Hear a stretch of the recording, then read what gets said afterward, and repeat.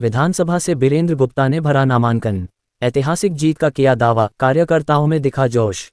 सिकटा। आगामी बिहार विधानसभा आम चुनाव को लेकर गुरुवार को सिकटा विधायक बीरेंद्र गुप्ता ने नरकटियागंज अनुमंडल कार्यालय पहुंचकर नामांकन पत्र दाखिल किया।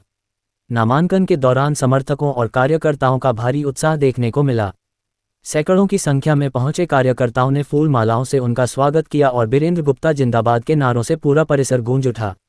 नामांकन के बाद पत्रकारों से बातचीत में विधायक बीरेंद्र गुप्ता ने कहा कि उनकी लड़ाई किसी व्यक्ति विशेष से नहीं, बल्कि विकास और जनता की सेवा के लिए है। उन्होंने विश्वास जताया कि इस बार की जीत ऐतिहासिक होगी और जनता एक बार फिर विकास के पक्ष में मतदान करेगी। उन्होंने कहा कि क्षेत्र में शिक्षा, स्वास्थ्य, सड़क और रोजगार के क्षेत्र में जो कार्य हुए हैं, वही जनता के विश्वास की सबसे बड़ी पूंजी है। नामांकन के दौरान माहौल पूरी तरह उत्सवी रहा और समर्थकों में जीत के प्रति अपार उत्साह झलक रहा था। साथ ही बीरेंद्र गुप्ता महागठबंधन के भाकपा माले से उम्मीदवार हैं।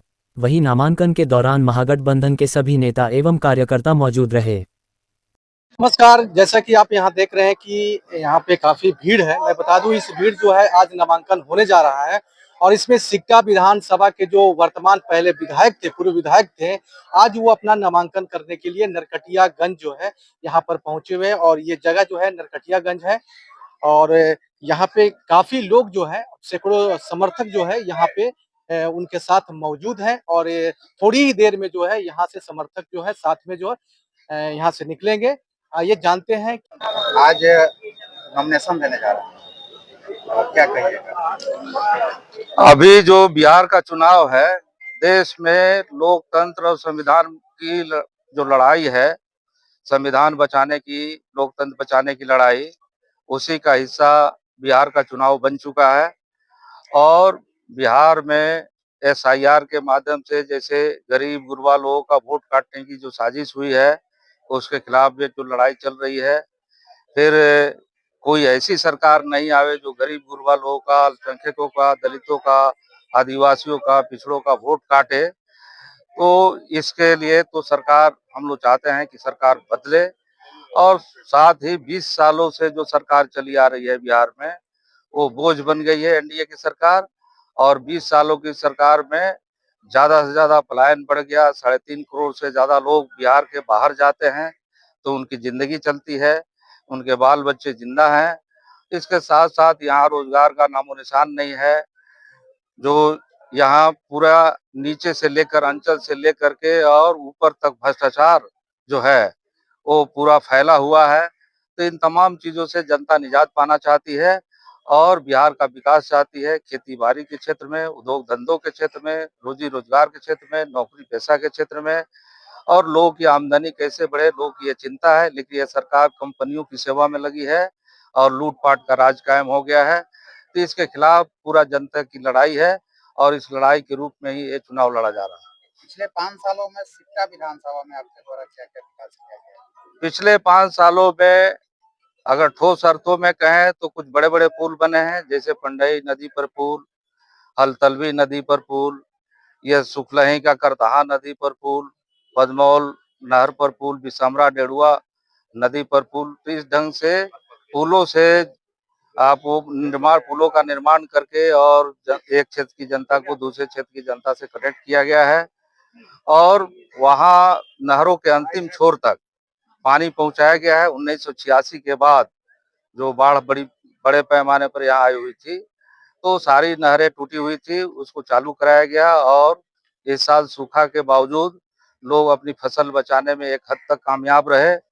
इसके साथ साथ वहाँ सामाजिक जो सौहार्द है, जो पूरा समाज की एकता है, वो कायम किया गया है।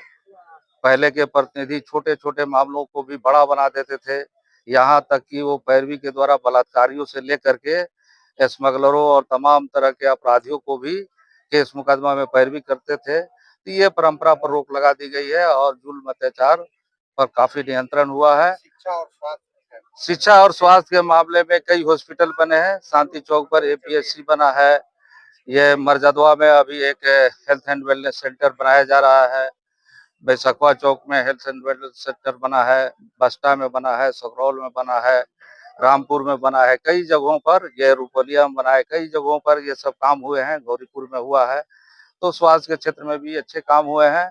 और 10+2 स्कूल जहाँ नहीं थे, वहाँ 10+2 स्कूलों का भी निर्माण कराया गया है। चुनाव में क्या मुद्दे रहे?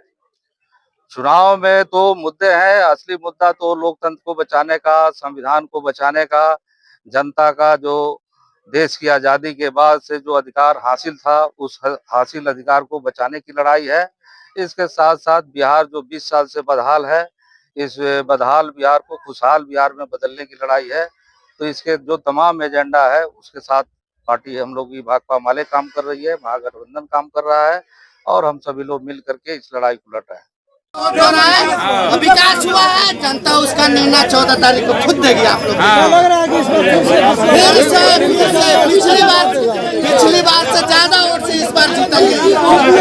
बिल्कुल, आपको 30,000 प्लस उनको मिलेगा, 30,000 प्लस में उनकी जीत होगी।